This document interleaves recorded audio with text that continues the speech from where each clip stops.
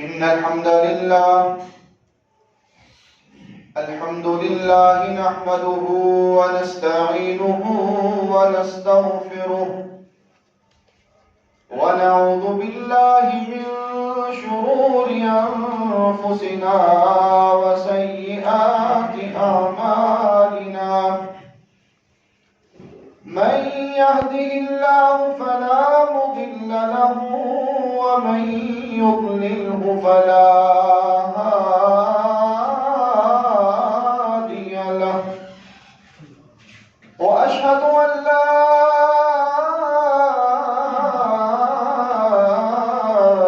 إله إلا الله وحده لا شريك له وأشهد أن محمدًا عبده ورسوله اللهم صل على محمد وعلى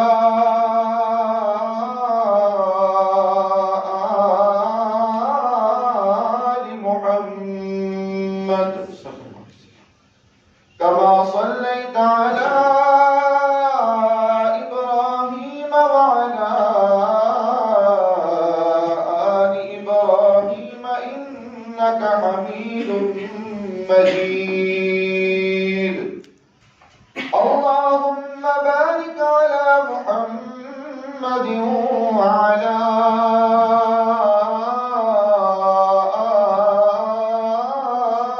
آل محمد كما باركت على إبراهيم وعلى آل إبراهيم إنك حميد مجيد أما بعد فإن خير الحديث كتاب الله وخير الهدي هدي محمد صلى الله عليه وسلم وشر الأمور محدثاتها وكل محدثة بدعة وكل بدعة ضلالة وكل ضلالة في النار رب اشرح لي صدري ويسر لي أمري واحلل عقدة من لساني يفقهوا قولي رب زدني علما رب زدني علما رب زدنا علما أعوذ بالله من الشيطان الرجيم بسم الله الرحمن الرحيم ولا تستوي الحسنة ولا السيئة ادفع بالتي هي أحسن فإذا الذي بينك وبينه عداوة كأنه ولي حميم وما يلقاها إلا الذين صبروا وما يلقاها إلا ذو حظ عظيم صدق الله مولانا العظيم وصدق رسوله النبي الكريم ونحن على ذلك من الشاهدين والشاكرين والحمد لله رب العالمين حمد و ثنا تعریف تمجید تقدیس اللہ رب العزت کے لیے جو کائنات کا پالنے والا ہے خالق ہے مالک ہے رازق ہے داتا ہے گنج بخش ہے لجپال ہے غریب نواز ہے غوث اعظم ہے علی کل شیء قدیر ہے درود و سلام آقا دو جہاں امام الانبیاء خطیب الانبیاء امام اعظم پیر اعظم مرشد اعظم رہبر اعظم امام کائنات نبی التوبہ نبی الرحمہ بشیر نذیر سراج منیر صلی اللہ علیہ وسلم کی ذات اقدس پر ہوں باری تعالیٰ سے دعا ہے کہ اللہ تعالیٰ ہمارا یہاں پر آنا بیٹھنا، سننا، سنانا اللہ تعالیٰ اپنی بارگاہ کے اندر منظور و مقبول فرمائے اور ہم سب کا ذریعہ نجات کا سبب بنے۔ اللہ تعالیٰ ہم سب کو بار بار اپنے گھر کی زیارت نصیب فرمائے۔ اللہ رب العزت نے محمد کریم صلی اللہ علیہ وسلم کو بہت سارے خصائص اور بہت سارے فضائل دے کر اس دنیا میں مبعوث فرمایا۔ آپ صلی اللہ علیہ وسلم کی بہت ہی فضیلت ہے۔ آپ صلی اللہ علیہ وسلم دنیا میں بہت ہی اعلیٰ اور عرفہ ہستی ہیں۔ آپ صلی اللہ علیہ وسلم کی ذات اور آپ صلی اللہ علیہ وسلم کی صفات سب سے اعلیٰ ہے اور سب سے افضل ہے۔ آپ صلی اللہ علیہ وسلم کی صفات میں سے ایک نمایاں صفت آپ کی یہ ہے کہ آپ لوگوں کو معاف کرنے والے تھے۔ الحلم، آپ صلی اللہ علیہ وسلم اپنی صفات میں بہت زیادہ متحمل تھے، بردبار تھے، لوگوں کو معاف کرنے والے تھے۔ آپ صلی اللہ علیہ وسلم کی پوری سیرت، آپ کی پوری زندگی جب اس کا مطالعہ کیا جائے تو آپ صلی اللہ علیہ وسلم نے کبھی برائی کا بدلہ برائی کے ساتھ نہیں دیا، ہمیشہ اچھائی کے ساتھ ہی بدلہ لٹایا ہے، کبھی برائی کا بدلہ برائی کے ساتھ آپ نے نہیں لٹایا۔ قرآن مجید فرقان حمید کی جو آیت کریمہ میں نے آپ کے سامنے تلاوت کی ہے، اس آیت میں بھی اللہ رب العزت نے ہمیں یہ حکم دیا ہے، یہ پیغام دیا ہے، وَلَا تَسْتَوِي الْحَسَنَةُ وَلَا السَّيِّئَةُ، اچھائی اور برائی دونوں برابر نہیں۔ ادفع بالذی ہی احسن، آپ نے اس کا جواب اچھے انداز کے ساتھ دینا ہے۔ اچھائی اور برائی دونوں الگ الگ چیز ہیں، اچھائی اور برائی دونوں برابر ہو سکتی نہیں ہو سکتی۔ جب کوئی انسان آپ کو برا کہے، آپ پر تہمت لگائے، آپ کو گالی دے، آپ کو تنگ کرے، تو آپ نے جواب کیسا دینا ہے؟ ادفع بالذی ہی احسن، آپ نے اس کو جواب جو ہے وہ ایسا دینا ہے جو سب سے اچھا ہو۔ یہ رسول اللہ صلی اللہ علیہ وسلم کی سیرت میں سے ہمیں یہ پیغام مل رہا ہے کہ آپ نے ہمیشہ برائی کا بدلہ اچھائی میں دیا ہے۔ امت کو بھی یہ پیغام ملا ہے کہ ادفع بالذی ہی احسن، کہ تم جب تمہارے اوپر کوئی بات آئے، تمہیں کوئی تنگ کرے، تمہیں کوئی مصیبت میں مبتلا کرے، تم پریشان ہو، تمہاری عزت کو کوئی خراب کرنے کی کوشش کرے، تمہیں دنیا میں کوئی تکلیف پہنچے، تو تم نے جواباً کیا کرنا ہے؟ تم نے ایسا جواب دینا ہے جو سب سے زیادہ اچھا ہو۔ اس کا کیا فائدہ ہے؟ فَإِذَا الَّذِي بَيْنَكَ وَبَيْنَهُ عَدَاوَةٌ كَأَنَّهُ وَلِيٌّ حَمِيمٌ، جو تمہارا دشمن ہے، جو تمہیں تنگ کرنے والا ہے، جو تمہیں تنگ کر رہا ہے، جو تمہاری عزت کو خراب کر رہا ہے، جو تمہیں دنیا میں جینے نہیں دے رہا، جو تمہیں دنیا میں تنگ کر رہا ہے، اللہ فرماتے ہیں کہ وہ تمہارا جو دشمن ہے، میں اللہ جو ہوں وہ اس کے دل میں تمہاری محبت پیدا کر دوں گا، اور پھر کیا ہوگا؟ وہ جو تمہارا دشمن ہے، وہ جو تمہیں تنگ کرتا ہے، وہ جو تمہارے راستے میں رکاوٹیں پیدا کرتا ہے، وہ تمہارا دوست بن جائے گا، وہ تمہارا جگری یار بن جائے گا۔ لیکن شرط کیا ہے کہ تم نے جواب جو ہے وہ کیسا دینا ہے؟ اچھا دینا ہے۔ احسن تفصیل کا صیغہ ہے، سب سے اچھا جواب، اچھا نہیں، سب سے اچھا جواب آپ نے دینا ہے، تو پھر وہ جو دشمن ہے وہ بھی آپ کا کیا ہو جائے گا؟ دوست بن جائے گا۔ تو وَمَا يُلَقَّاهَا إِلَّا الَّذِينَ صَبَرُوا، یہ اتنا آسان کام نہیں ہے کہ کوئی آپ کو تنگ کرے۔ آج ہمارے معاشرے میں کوئی آپ کو غصے ہو جائے، کوئی آپ کو تنگ کرے یا کسی طرح بھی آپ کو مصیبت میں مبتلا کر دے تو آپ فوراً اس سے بدلہ لینے کے لیے تیار ہو جاتے ہیں، آپ فوراً اس سے لڑائی کے لیے تیار ہو جاتے ہیں۔ لیکن شریعت کیا کہتی ہے؟ برائی کا بدلہ برائی سے نہیں دینا۔ کوئی تنگ کرتا ہے تو تم نے اس کا بدلہ آسان انداز کے ساتھ دینا ہے، تاکہ پھر کیا ہوگا کہ وہ تمہارا جگری دوست بن جائے گا۔ اور اللہ فرماتے ہیں کہ یہ کن لوگوں کا شیوا ہوتا ہے جو دنیا میں صبر کرتے ہیں، وَمَا يُلَقَّاهَا إِلَّا الَّذِينَ صَبَرُوا، کہ جو صبر کرنے والے ہیں اللہ ان کو یہ چیزیں عطا کر دیتا ہے۔ محمد کریم صلی اللہ علیہ وسلم کی ساری زندگی آپ نے کبھی برائی کا بدلہ برائی سے نہیں لیا۔ تاریخ، احادیث، سیرت کی کتابیں بڑی پڑی ہیں۔ آپ صلی اللہ علیہ وسلم نے ایک لشکر بھیجا، یمن کی طرف گیا، وہاں انہوں نے ایک شخص کو گرفتار کر لیا، اس شخص کو مسجد نبوی میں لایا گیا اور اس کو ایک ستون کے ساتھ باندھ دیا گیا۔ وہ جو انسان لے کر آئے تھے ان کو پتا تھا کہ یہ شخص کون ہے، مدینہ والے جو تھے ان کو نہیں پتا تھا کہ یہ انسان کون ہے۔ اللہ کے نبی صلی اللہ علیہ وسلم کو پتا نہیں تھا۔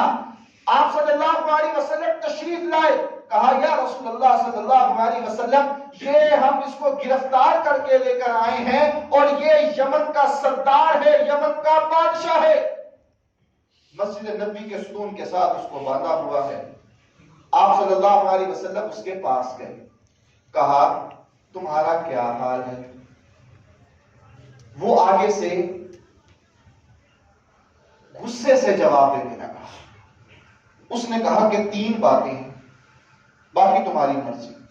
پہلے نمبر پر اگر تم مجھے قتل کرو گے تو پیچھے میرے بدلہ لینے والے موجود ہیں، یہ مت سمجھنا کہ میں تنہا ہوں، بے سہارا ہوں، میرا کوئی والی وارث نہیں ہے، میرا کوئی مدد کرنے والا نہیں ہے، میرے پیچھے والے لوگ موجود ہیں، اگر قتل کرو گے تو بدلہ لینے والے موجود ہیں۔ دوسرے نمبر پر اگر تم مجھے چھوڑ دو گے تو یہ تمہارا میرے اوپر احسان ہوگا۔ تیسری بات اس نے کہی، سردار نے، بادشاہ نے، اگر پیسہ لینا چاہتے ہو تو منہ مانگی قیمت، منہ مانگی دولت میں تمہیں دینے کے لیے تیار ہوں۔ آپ صلی اللہ علیہ وسلم مسکرائے اور آپ چلے گئے۔ اگلا دن ہوا، پھر اس کے پاس آئے، وہی بات آپ نے حال پوچھا، وہ غصے سے یہ 3 باتیں کرنے لگا۔ تیسرا دن ہوا، آپ نے پھر اس سے حال پوچھا، اس نے کہا کہ اگر مجھے قتل کرو گے بدلہ لینے والے موجود ہیں، اگر تم مجھے چھوڑ دو گے تو یہ تمہارا میرے اوپر احسان ہوگا، اور اگر مال کی ضرورت ہے تو میں مال دینے کے لیے تیار ہوں۔ آپ نے فرمایا اس کو چھوڑ دو۔ اس کے ہاتھوں کو کھول دیا گیا، پاؤں کو کھول دیا گیا، جسم اس کا کھول دیا، وہ چلا گیا۔ تھوڑی دیر بعد واپس آیا، آپ نے فرمایا سمامہ واپس آ گیا، ہم نے تو تجھے کچھ کہا ہی نہیں، تمہیں کچھ کہا ہی نہیں، تمہیں کھول دیا، آزاد کر دیا، تم اپنی مرضی سے چلے گئے۔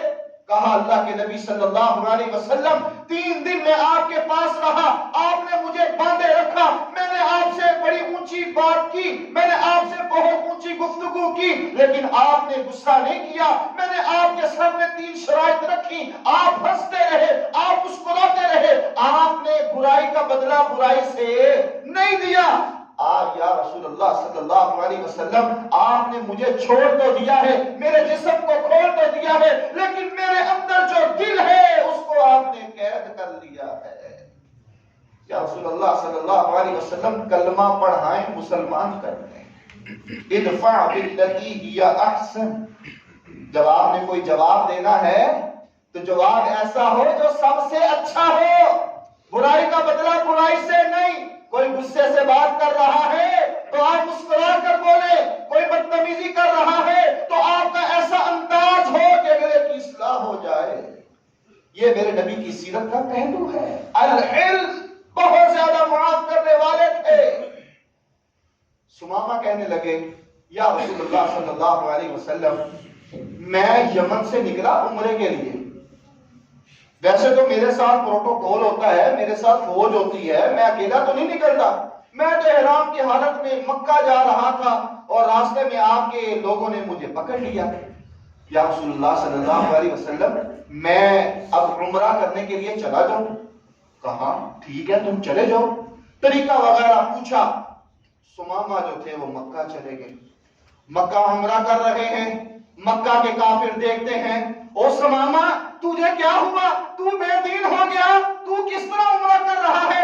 آج سے پہلے تو آتا تھا، تیرا طریقہ کچھ اور ہوتا تھا، اور آج تو آیا ہے اور تو کس طریقے پر چل پڑا ہے؟ تو بے دین ہو گیا ہے۔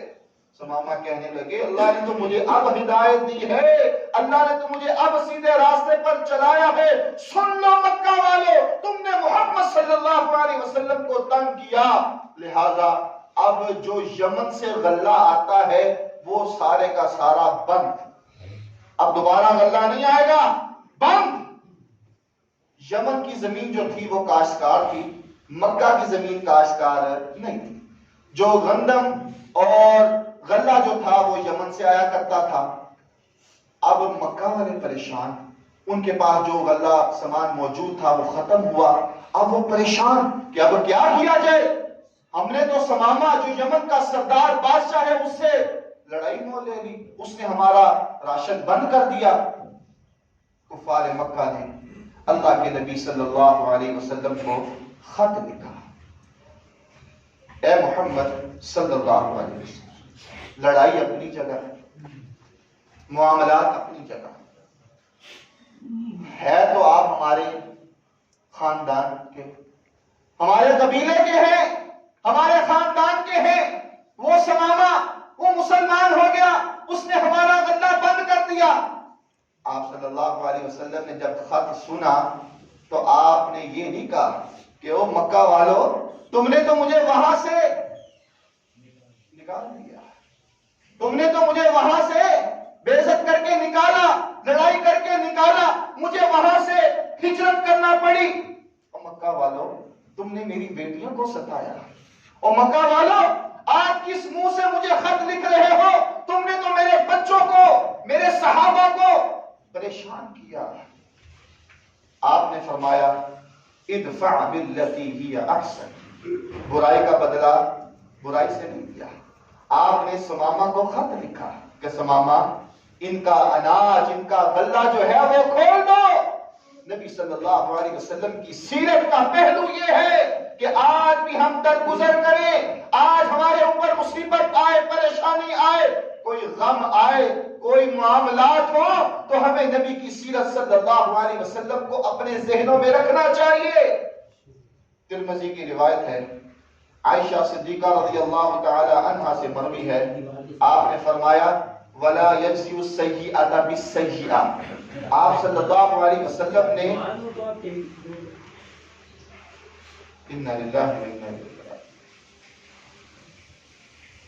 آپ صلی اللہ علیہ وسلم نے ساری زندگی برائی کا بدلہ برائی کے ساتھ نہیں کی۔ ترمذی کی روایت۔ پھر آپ کیا کرتے تھے؟ یعفو ویصفح، معاف کر دیتے تھے، درگزر کر دیتے تھے۔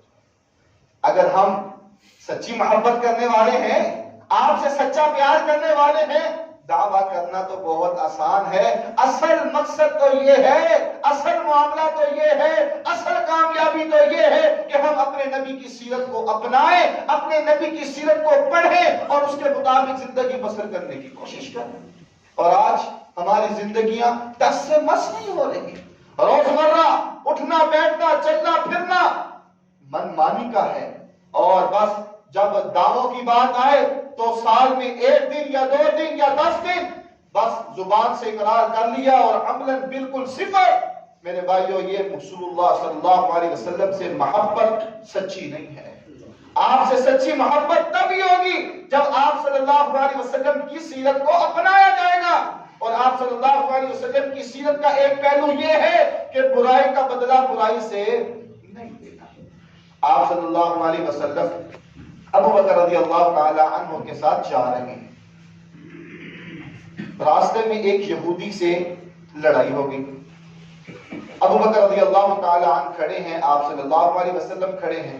یہودی ابو بکر رضی اللہ تعالی عنہ کو بول رہا ہے، ابو بکر رضی اللہ تعالی عنہ خاموشی سے سن رہے ہیں، اللہ کے نبی صلی اللہ علیہ وسلم مسکرا رہے ہیں۔ تھوڑا وقت گزرا، برداشت کی بھی کوئی لمٹ ہے۔ ابو بکر رضی اللہ تعالی عنہ جب اس کی بات کا جواب دینا انہوں نے شروع کیا تو آپ صلی اللہ علیہ وسلم وہاں سے چل پڑے۔ یا رسول اللہ صلی اللہ علیہ وسلم، جب وہ مجھ سے کلام کر رہا تھا، جب وہ مجھ سے لا رہا تھا، میں خاموشی سے سن رہا تھا، آپ مسکرا رہے تھے، جب وہ بول رہا تھا میں اس کی باتوں کا جواب دینا شروع کیا تو آپ وہاں سے چل پڑے، یہ کیا معاملہ ہے؟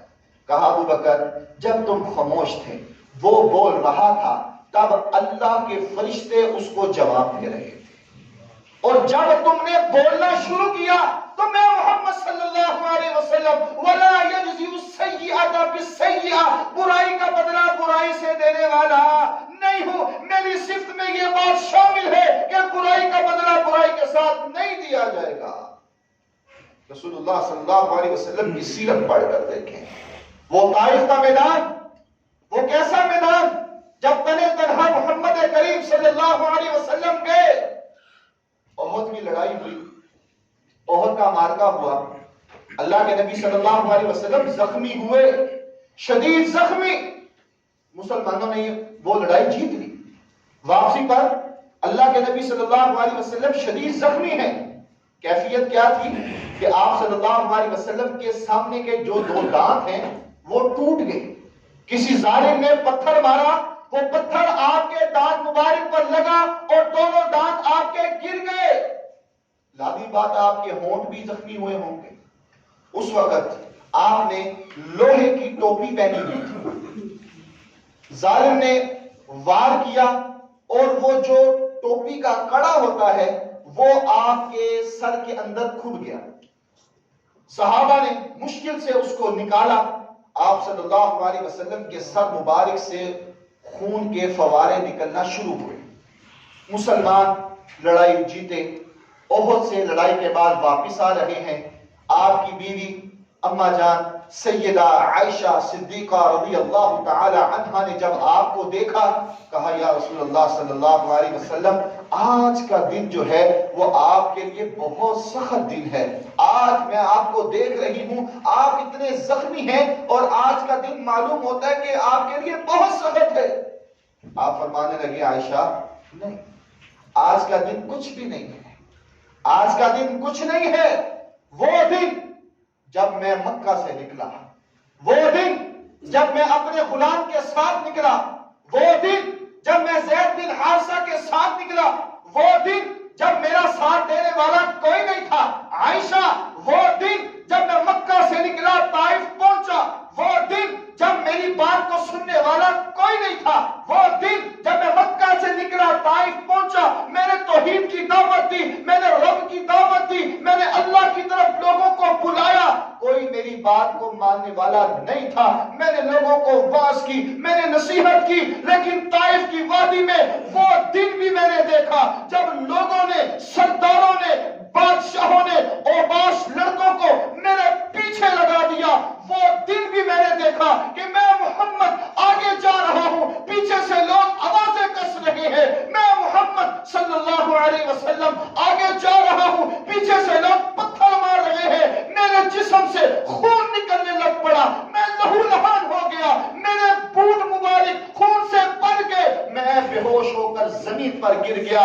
عائشہ، وہ دن بھی میں نے دیکھا، میں زمین پر گر گیا، مجھے ہوش آیا، میں دیکھ رہا ہوں سامنے ایک چھاؤں ہے، میں چھاؤں کے پاس گیا، انگور کی ایک چھال تھی، میں اس کے نیچے بیٹھ گیا۔ عائشہ، میں نے وہ دن بھی دیکھا، عائشہ یہ دن کچھ نہیں ہے، میں نے وہ دن بھی دیکھا، انگور کی چھال کے نیچے میں بیٹھ گیا، وہاں ایک یہودی تھا، اس کا نام مطعم بن عدی تھا، اس نے اپنے غلام کے ہاتھ ایک انگور کا گچھا بھیجا کہ جاؤ اس کو جا کر دیا۔ وہ دن بھی میں نے دیکھا عائشہ، اس وقت میرا ساتھ دینے والا کوئی نہیں تھا۔ جب بدر کی لڑائی ہوئی نا تو آپ صلی اللہ علیہ وسلم نے فرمایا کہ وہ مطعم بن عدی جو ہے، اگر آج یہ 70 قیدی جو ہو گئے ہیں نا کافر، وہ یہودی اگر آ کر سفارش کرے تو میں ان 70 قیدیوں کو سب کو چھوڑ دوں. آپ اس کے اس عمل سے اتنا خوش ہوئے، مسلمان نہیں ہوا تھا لیکن آپ اس کے عمل سے اتنا خوش ہوئے کہ عائشہ بدر کے موقع پر 70 قیدی ہوئے، اگر وہ سفارش کے لیے آتا تو میں اس کو چھوڑ دیتا. عائشہ یہ دن تو کچھ نہیں ہے، وہ دن بھی تھا کہ جب کوئی ساتھ دینے والا نہیں تھا.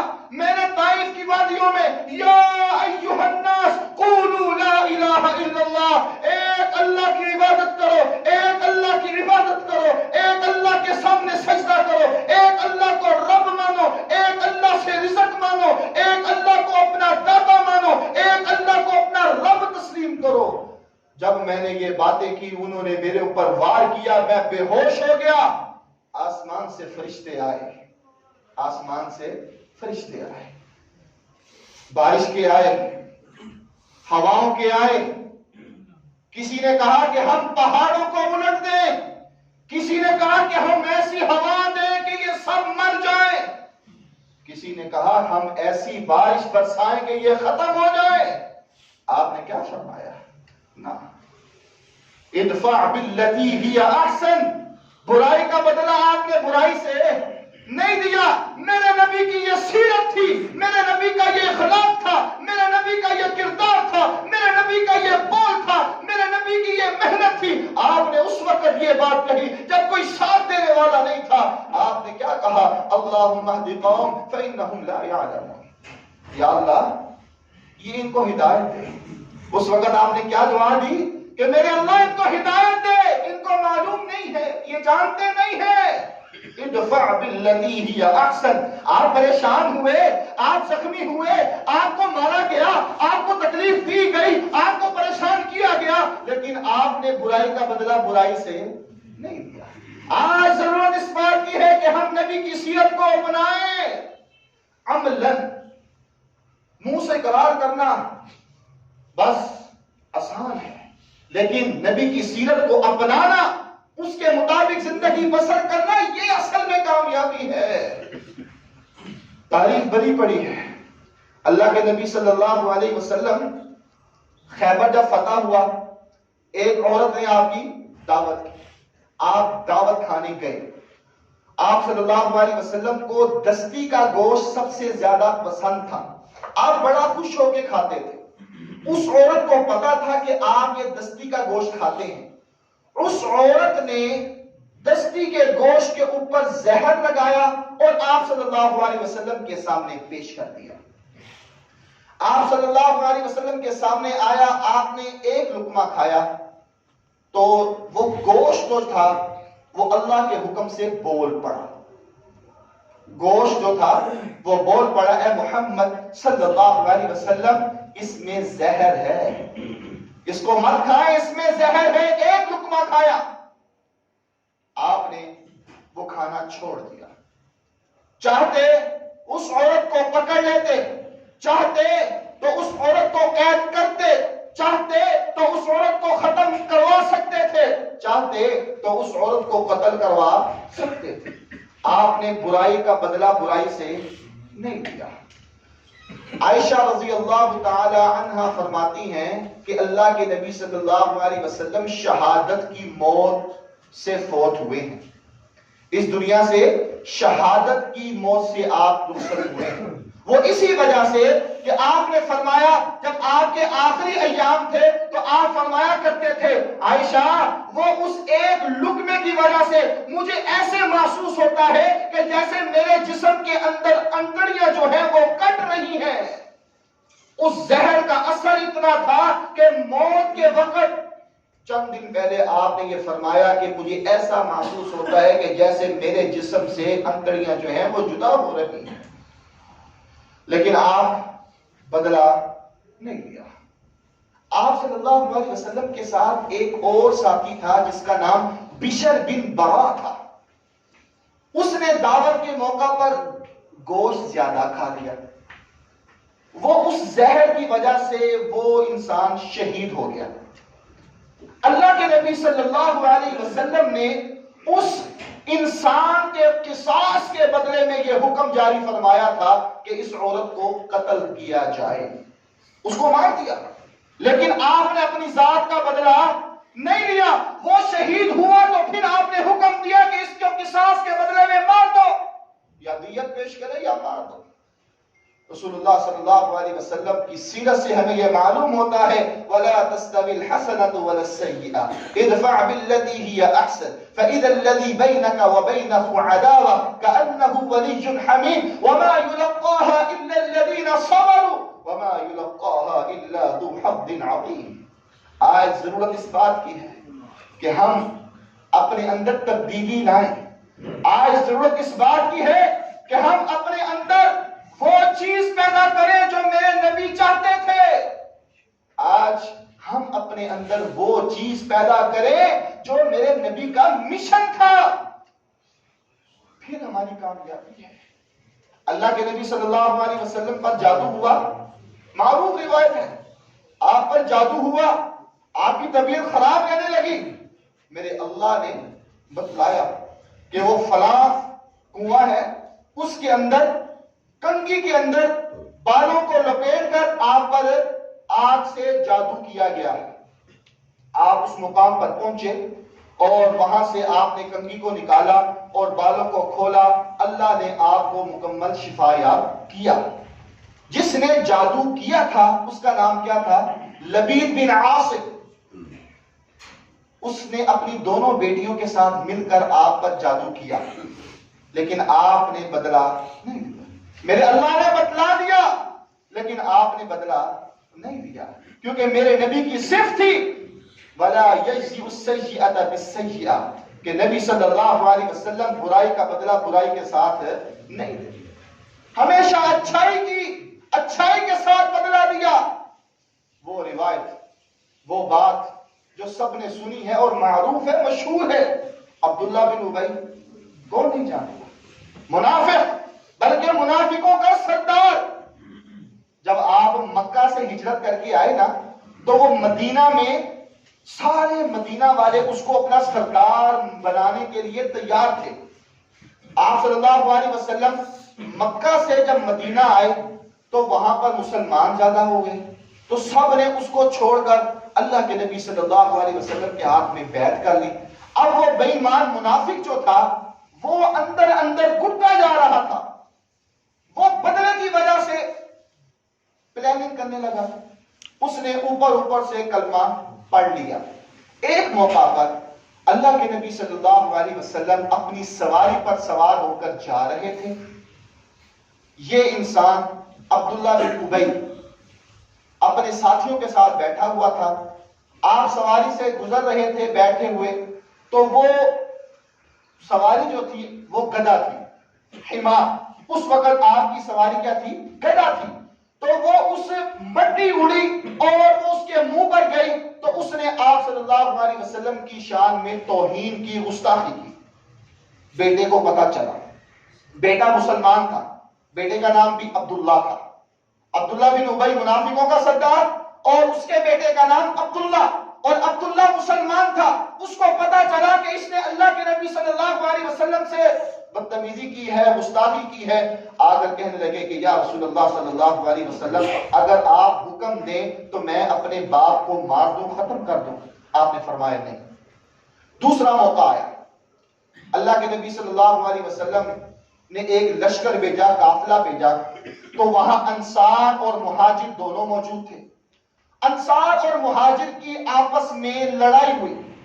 اب یہ منافق جو ہے وہ ہر وقت تیار رہتے ہیں کہ ان کو موقع ملنا چاہیے اور وہ کب اپنا وار کرے اور اپنے مقصد میں کامیاب ہو جائے۔ جب انصار اور مہاجر کی لڑائی ہوئی تو عبداللہ بن ابی کہنے لگا، او انصاریوں، خون چنگے رہے ہو، ان کے پاس تو کچھ نہیں تھا، تم نے ان کو مال دیا، تم نے ان کو زمینیں دی، تم نے ان کو اپنی جائیداد میں سے حصہ بنایا، تم نے ان کے رشتے کروائے، تم نے ان کو کاروبار کروائے، اور آج یہ تم سے لڑ رہے ہیں اور ان کا ساتھ دو۔ ابھی میری مان لو، ان کو یہاں سے نکالو، ان کا خرچہ وغیرہ بند کرو، یہ یہاں سے نکل جائیں گے۔ هم الذين يقولون لا تنفقوا على من عند رسول الله حتى ينفضوا يقولون لئن رجعنا إلى المدينة ليخرجن الأعز منها الأذل ولله العزة ولرسوله وللمؤمنين ولكن المنافقين لا يعلمون. 28واں پارہ منافقون سورت آپ پڑھ سکتے ہیں کہ اللہ نے نقشہ کھینچ دیا، اللہ نے اس کی باتوں کا جواب دیا. اب ایمان منافق تو ہے، یہ انصار اور مہاجر جو ہے یہ آپس میں بائی بائی ہیں. اللہ جس کو عزت دینا چاہے وہ اللہ کے اختیار میں ہے، ذلت دینا میرے اللہ کے اختیار میں ہے. تم کچھ بھی نہیں کر سکتے. منافق کچھ نہیں جانتے. اس نے سازشیں کی، ناکام ہوتی رہی. آخر وقت آیا، یہ فوت ہو گیا، مر گیا. اب باپ مرے تو اولاد کو افسوس تو ہوتا ہی ہے، بے شک وہ کافر ہو یا مشرک ہو، تکلیف تو ہوتی ہے. خون خون ہی ہوتا ہے. عبداللہ جو مسلمان جو بیٹا تھا وہ آپ صلی اللہ علیہ وسلم کے پاس آئے، کہنے لگے یا رسول اللہ صلی اللہ علیہ وسلم میرا باپ اس دنیا سے چلا گیا ہے. آپ نے فرمایا اچھا ایسا کرو یہ میرا کرتا میری قمیض لے جاؤ اور کفن کی جگہ اپنے باپ کو یہ میرا کرتا پہنا دینا. دشمن ساری زندگی آپ کو تکلیف دینے والا، آپ کے خلاف سازشیں کرنے والا، آپ کے راستے میں کانٹے بچھانے والا، آپ کو تکلیف دینے والا، آپ کی ہر سازش جو تھی آپ کو ہر کام کے خلاف چلنے والا. آپ نے کہا یہ میری قمیض لے جاؤ، کفن کی جگہ اس کو پہنا دینا. جب وہ بیٹا جانے لگا تو آپ نے اس کو بلایا. آپ نے کہا عبداللہ جب جنازے کا وقت ہو تو مجھے بلانا، میں جنازہ بھی پڑھاؤں گا. اللہ کے نبی صلی اللہ علیہ وسلم نے یہ بات کہی. جنازے کا وقت ہوا، آپ صلی اللہ علیہ وسلم تشریف لے گئے. اللہ کے نبی صلی اللہ علیہ وسلم پہنچے تو عمر رضی اللہ تعالی عنہ نے آپ کو منع کیا کہ اللہ کے نبی آپ اس منافق کا جنازہ پڑھائیں گے جو ساری زندگی ہمیں نقصان پہنچاتا رہا، ساری زندگی جس نے اسلام کو تکلیف پہنچائی، ساری زندگی جس نے محمد صلی اللہ علیہ وسلم کے گھرانے کو جس نے تکلیف پہنچانے میں کوششیں کی، آپ اس کا جنازہ پڑھائیں گے؟ اللہ کے نبی صلی اللہ علیہ وسلم نے فرمایا عمر اگر میرے جنازہ پڑھانے سے اس کی بخشش ہو جاتی ہے تو میں محمد صلی اللہ علیہ وسلم جنازہ پڑھانے کے لیے تیار ہوں. بخاری کی روایت ہے آپ نے جنازہ پڑھایا. جنازہ پڑھانے کے بعد میرے اللہ نے آرڈر جاری کر دیا، میرے اللہ کا حکم آ گیا وَلَا تُصَلِّ عَلَىٰ أَحَدٍ مِّنْهُمْ مَاتَ أَبَدًا وَلَا تَقُمْ عَلَىٰ قَبْرِهِ إِنَّهُمْ كَفَرُوا بِاللَّهِ وَرَسُولِهِ اسْتَغْفِرْ لَهُمْ أَوْ لَا تَسْتَغْفِرْ لَهُمْ إِن تَسْتَغْفِرْ لَهُمْ 70 مرة فَلَن يَغْفِرَ اللَّهُ لَهُمْ. اے محمد صلی اللہ علیہ وسلم آج کے بعد آپ نے ان منافق میں سے کسی منافق کی قبر پر نہیں جانا. اے محمد صلی اللہ علیہ وسلم آج کے بعد آپ نے ان منافق میں سے کسی منافق کا جنازہ نہیں پڑھانا. اے محمد صلی اللہ علیہ وسلم اگر آپ ان کا 70 مرتبہ بھی جنازہ پڑھیں گے میں اللہ ان کو معاف نہیں کروں گا. جب اللہ کا حکم آ گیا تب آپ پابند ہو گئے، لیکن اس سے پہلے محمد صلی اللہ علیہ وسلم نے ہر ممکن کوشش کی. اور روایت میں تو یہ بھی آتا ہے کہ جب اس کو قبر میں لٹایا گیا تو آپ صلی اللہ علیہ وسلم نے اپنا لعاب اس کے منہ کے اندر ڈالا اور کہا کہ ہو سکتا ہے شاید اس لعاب کی بدولت اللہ اس کو صحیح کلمات بولنے کی توفیق عطا فرمائے. یہ محمد صلی اللہ علیہ وسلم کی سیرت ہے. اور آج کا مسلمان صبح ہوتی ہے شام ہو جاتی ہے ہم کہتے ہیں کہ ہم مسلمان ہیں، ہم کہتے ہیں کہ ہم پکے سچے عاشق ہیں، لیکن کردار میں عملاً بالکل صفر ہے، زیرو ہے. میں نے اور آپ نے دیکھنا ہے وقت گزر رہا ہے، گزر جائے گا، صبح ہوتی ہے شام ہوتی ہے. ہم نے دین کے لیے کیا کیا؟ ہم نے اپنی نبی کی سیرت، اپنے نبی کے مشن کو کس طرح جاری رکھنا ہے اور کیا کرنا ہے، کیا کردار ادا کر سکتے ہیں، یہ ہمیں کام کرنا ہوگا. اور یہ سیرت اپنانی ہوگی کہ برائی کا بدلہ برائی کے ساتھ نہیں دینا، ہمیشہ اچھائی کرنی ہے. اللہ ایسے انسان کو ضائع نہیں کرتا. نیت صاف ہو، ارادہ اچھا ہو، تو میرا اللہ اپنے بندے کو ضائع نہیں کرتا. آخری روایت. اب جب انسان یہ عمل کرے، اس بات کو اپنائے، اس سیرت کو اپنائے، تو پھر ملے گا کیا؟ اس کو اجر کیا ملے گا؟ رسول اللہ صلی اللہ علیہ وسلم کی حدیث، قیامت کا دن ہوگا، سارے جمع ہوں گے، انبیاء، صلحاء، اتقیاء، اولیاء، شہداء، اللہ کے نیک بندے، ساری مخلوق اللہ کی، آدم علیہ السلام سے لے کر محمد صلی اللہ علیہ وسلم تک ساری مخلوق وہاں پر جمع ہوگی. اللہ ان میں سے ایک انسان کو بلائے گا اور کہے گا، اے میرے بندے، یہ دیکھ، یہ سامنے جنت ہے، اور اس جنت میں یہ تجھے عورتیں حوریں نظر آ رہی ہیں، وہ دیکھ، دیدار کر. اے میرے بندے، جس سے تو چاہتا ہے ہم تمہاری اس سے شادی کروا دیتے ہیں. جس سے تم چاہتے ہو ہم تمہاری اس سے شادی کروا دیتے ہیں. اللہ اس کا کیا عمل تھا؟ اللہ اس کا کیا عمل تھا؟ کیا ایسی بات تھی کہ آج اتنا پروٹوکول مل رہا ہے؟ سارے نبی موجود ہیں، ولی موجود ہے، شہداء موجود ہے، اتقیاء موجود ہے، صدیقین موجود ہے، ولی اللہ موجود ہے، لیکن آج اللہ نے ایک انسان کو کھڑا کر کے یہ بات کہہ دی کہ سامنے حوریں ہیں، جس سے شادی کرنا چاہتے ہو بتلاؤ، ہم تمہاری اس کے ساتھ شادی کروا دیں. کیا عمل ہے؟ اس کا عمل پیش کیا جائے گا. وہ عمل کیا ہوگا کہ یہ دنیا میں حق پر ہوتا تھا، حق پر، اور لڑائی جب ہوتی تھی تو یہ بدلہ لینے کی پوری طاقت رکھتا تھا، لیکن بدلہ نہیں لیتا تھا. برائی کا بدلہ برائی کے ساتھ نہیں لیتا تھا، طاقت رکھتا تھا، ہمت اس کے پاس تھی، اختیارات تھے، سب کچھ تھا، وسائل تھے، سب کچھ تھا، لیکن صرف اللہ کے خوف سے، اللہ کے ڈر سے، اللہ کو راضی کرنے کے لیے، جنت کے حصول کے لیے، نبی کے دیدار کے لیے، حوض کوثر کا پانی پینے کے لیے، اللہ یہ حق پر ہوتے ہوئے بھی درگزر کر جاتا تھا، حق پر ہوتے ہوئے بھی خاموش ہو جاتا تھا. آج میرے اللہ نے یہ پروٹوکول دیا کہ جا بندے، جس سے تو شادی کرنا چاہتا ہے شادی کر لے. اب حوروں کا گھر کون سا ہے؟ جنت. جنت کے علاوہ حوریں کہیں اور نہیں رہتی. آج ہمارے پاکستان میں بھی جگہ بنی ہوئی ہے، لیکن اللہ نے حوریں بنائی ہیں، اور حوروں کا گھر کہاں ہے؟ جنت.